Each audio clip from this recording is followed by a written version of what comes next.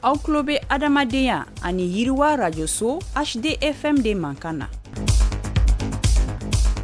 Nin ye aw ka kunnafoliw ye bamanankan na.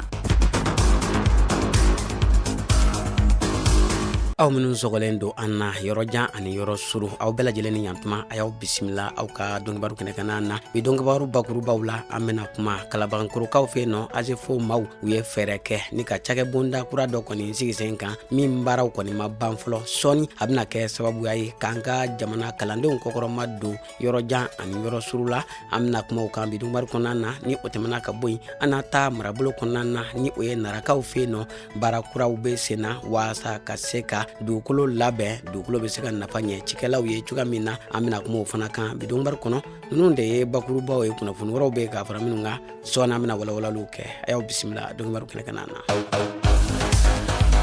Aw tulo bɛ adamadenya ani yiriwa rajoso HDFM de mankan na.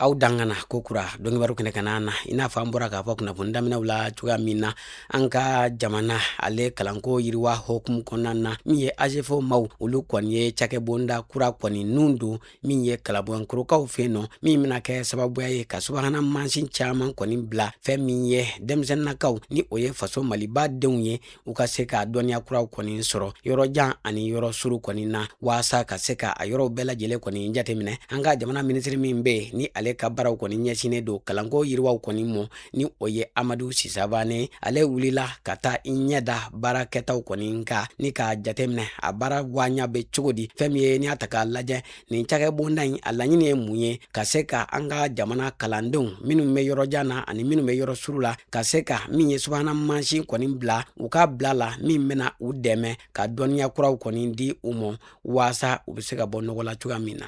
An bɛ taa nara ale marabolo la porojɛw bɛ sen na waasa ka se ka dugukolo kɔni labɛn a ka se ka nafa ɲɛ cikɛlaw ye fɛn min ye o de kɔni hukumu kɔnɔna na nara ale kɔni gouverneur ni o kɔni ye général de brigade Amara Dunbiya ye a wulila ka t'i ɲɛda u ka yɔrɔ duuru bɔɲɔgɔnko kan yɔrɔ duuru min ye jɛgɛ mara yɔrɔw kɔni b'a la ka labɛn waasa ka se ka sigida maaw ka sɔrɔ kɔni yiriwa a ka jateminɛw na a y'a ye k'a fɔ baaraw taacogo la kɛmɛ sigi la 97 o kɔni kɛra baara la sɔɔni a yɔrɔw bɛna labila maaw ye maaw ka se ka u ka jɛgɛmaraw kɔni kɛ waasa fɛn min ye donna nataw la nara marabolo a bɛ se ka bɔ nɔgɔ la cogoya min na. An ka jamana tungarakɛw olu ka lajɛ belebeleba min kɛra CCB kɔnɔna na waasa ka se ka kuma tungarakɛw olu kɔni ka wulikajɔw kan ani fɛɛrɛ min kan ka kɛ u ka baaraw ka se ka nafa ɲɛ jamana kɔni ye o hukumu kɔnɔna na min ye OIM maaw olu kɔni sen donna ni ɲɔgɔn ye belebeleba in na u nana ka na an ka jamana minisiriso min ka wulikajɔ ɲɛsinnen don tunganatalaw ka ko ɲɛnabɔli ma ka na u kɔkɔrɔma don ni sigi in kɔni senfɛ fɛn min ye nin kɛnɛba in ye maa caman kɔni fara ɲɔgɔn kan tunganatalaw ka taa fara dɛbɛba jɛkuluw ka an'an ka jamana marabaw u bɛɛ nana ɲɔgɔn sɔrɔ ka se ka hakilinaw kɔni falen tunganatalaw u ka wulikajɔ a bɛ se ka jamana in bɔ nɔgɔ la cogoya min na ni ka u yɛrɛw ka baaraw kɔni kɔfɛ u bɛ se ka hɛrɛw sɔrɔ cogoya min na OIM maaw ni u ka ɲaminɛbere ye Dr Boubacar Seyibu ye olu yera nin kɛnɛ in ka na ni u ka hakilina ɲumanw ye min bɛ se ka bɔda kɔni di an ka jamana tunganatalaw ma don n'a nataw la u ka se ka u ka nafolomugu don baara la baara min ni a bɛ jamana bɔ nɔgɔ la ka tila ka u yɛrɛw kɔni nafa fɛn min ye u ka nin hakilina falen kɔni kɛnɛ kana na u kumana lakɔgɔliw ani ka dɔnniyaw kɔni falen ni ka baaraw kɔni nun don jamana in ale fan bɛɛ lajɛlen fɛ u ka nin wulikajɔ in a kɛra projet hukumu kɔnɔ projet min ni o bɛ wele ko Compass ni a musaka bɔra Pays-Bas olu ka gouvernement kɔni kunna fo ka taa se projet wɛrɛ ma ni o ye MPRRSSA ye ni o musaka fana bɔra nazarala keleyatɔ Union Européenne maaw kunna nin bɛɛ lajɛlen kɛkun de ye ka tunganatalaw tanga ni ka se ka u seginnen ka na faso maliba kɔnɔna na u bɛ se ka don jamanadenw tɔw la cogoya min na k'u ka baara kɛ i n'a fɔ bɛɛ lajɛlen b'a kɛ cogoya min na OIM olu kɔni ye a sinsin ka jira k'a fɔ olu na wulikajɔ bɛɛ lajɛlen kɛ waasa tunganatalaw u bɛ fɛn o fɛn kɛ u ka se ka kɔkɔrɔma don waasa u bɛ se ka hɛrɛ caman sɔrɔ cogoya min na. jɛkulu min ni a ka wulikajɔ ɲɛsinnen don tungana taalaw kɔkɔrɔma dɔnni ma n'an ko a ma ko OIM o ye lakɔkɔlenninw don ka bɛn juwe kalo tile 21 san 2026 k'a ɲɛsin maaw ma maa minnu ni olu kɔni ka baara de kɔni ɲɛsinnen don ka u mako don waati latɛmɛso la waati latɛmɛso min ni tungana taalaw kɔni bɛ waatiw latɛmɛ yanni u k'u ka jamanaw kɔni lasɔrɔ nin baara in a kɔni kɛra k'a ɲɛsin kalan ma kalan min ni o bɛ tali kɛ waasa dangarijugu min ani tɔnɔbɔli ani bingani min bɛ ta ka taamadenw sɛgɛrɛ cɛnimusoya sira fɛ u bɛ se ka o binganiw faamuya cogoya min na o waleya ni ka jɛ ka o kɔni gɛlɛ o kɔni hukumu kɔnɔna na maa minnu sen donna ni lakɔkɔli in na u ye dɔnniya caman kɔni sɔrɔ min b'a to donna nataw la u bɛ se ka ni bingani wale ni ɲagata jugu kunbɛn cogoya min na ni ka se ka lasɔmili kɛ ka maaw kɔni ladɔnniya maaw la maa minnu ni u taabolo ye nin ko ninnu ye waasa fɛɛrɛ ka se ka tigɛ u la cogoya min na fɛn min ye waasa tunganatalaw olu kɔni ka taamasen kɔni fɛ u ka se ka bonya ni k'u karama degun foyi kana u sɔrɔ taamasira kɔni fɛ ni wulikajɔ in kɔni kɔnɔna na OIM u kɔni ye a jira k'a fɔ min ye k'u tɛna jɛ ni waleya kisɛ kelen ye min bɛ ta ɲagata jugu la ka tunganatalaw kɔni sɛgɛrɛ a ma kɛ tɔnɔbɔli ye walima ka taa kɛ cɛnimusoya sira fɛ k'u bɛ fɛɛrɛ bɛɛ lajɛlen kɛ waasa ka waleyaw kɔni kɔn.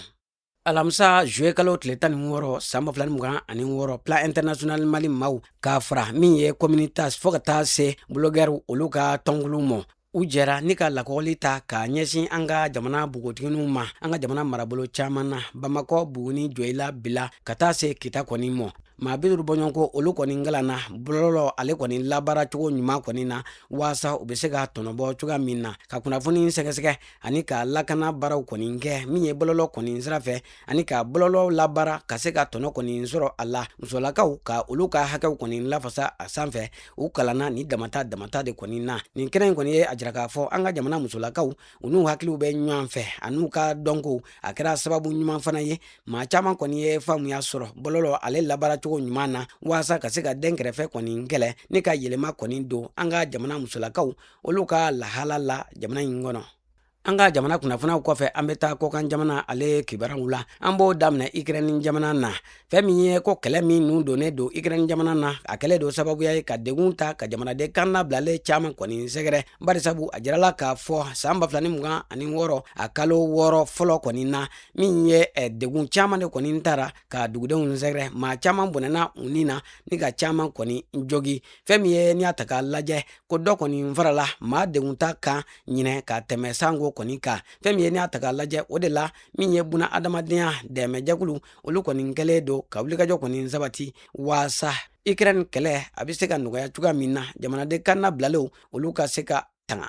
Kɛnɛya bunakun ka a jirala k'a fɔ fɛn min ye denmisɛnnin boloci ta k'o kɔni b'a la ka caya diɲɛ kɔni kɔnɔna na a jirala k'a fɔ denmisɛnnin 750 bɔɲɔgɔnko de kɔni bɛ yen nɔ minnu kɔni bolo cira san 1 kɔni kɔnɔna na k'o b'a jira k'a fɔ wulikajɔw kɔni bɛ senna diɲɛ fan bɛɛ lajɛlen fɛ waasa ka se ka denmisɛnninw kɔni bolo ci o bɛ se ka kisi ka bɔ banajugu kɔni tɔɔrɔ mɔ cogoya min na san 2025 kɔni kɔnɔna na a jirala k'a fɔ denmisɛnnin siminaw olu minnu kɔni bolo cira k'o bɛ taa maa 90 bɔɲɔgɔnko la 100 sigi la. Diɲɛ tɔnba ONU olu ka laseliw la u y'a jira k'a fɔ ko an bɛ waati min na ko sisan nin diɲɛ laban in na ko fantanya ka taa se maa caman kɔni jagoyara k'u bɔ u sigiyɔrɔw la ko lakɔlisow b'a la ka datugu denbayatigiw olu kɔni b'a la ka taa u kunfɛ sanga ani waati bɛɛ lajɛlen na k'o kɛlen don sababuya ye ni ka maaw kɔni su ka taa wagabɔnya kɔni sira kan fɛn min ye n'i y'a ta k'a lajɛ ko n'i y'a jateminɛw kɔni bolo da diɲɛ kurukara kɔni kɔnɔna na ko maa min ni olu kɔni bolila ka bɔ u ka denbayaw la ko bɛ taa maa 1,000,000 n'a kunkanfɛn kɔni na fɛn min ye n'i ye diɲɛ bɛɛ fara ɲɔgɔn kan 100 sigi la ko maa 13 o de kɔni bɔra u sigiyɔrɔw la ka boli ka taa hɛrɛ kɔni ɲini ka sababuya kɛ gɛlɛyaw kɔni ye o hukumu kɔnɔna na a yira k'a fɔ ko fɛɛrɛw de kɔni ka bolo da diɲɛ kurukara kɔni kɔnɔna na waasa maanifinw olu bɛ se ka lakanaw sɔrɔ cogoya min na.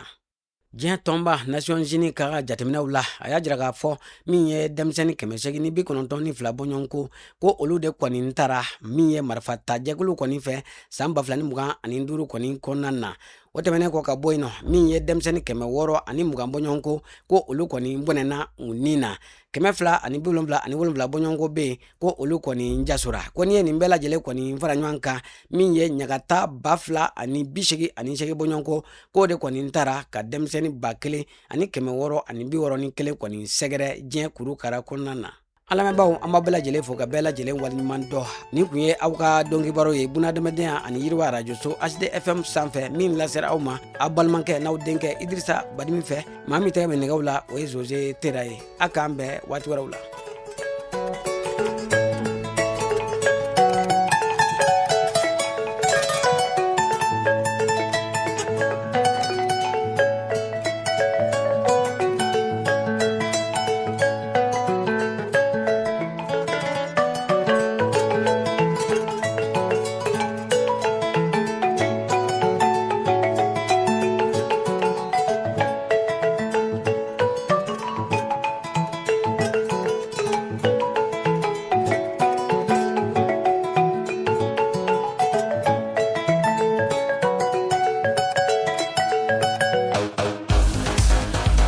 Aw tulo bɛ adamadenya ani yiriwa rajoso HDFM de mankan na.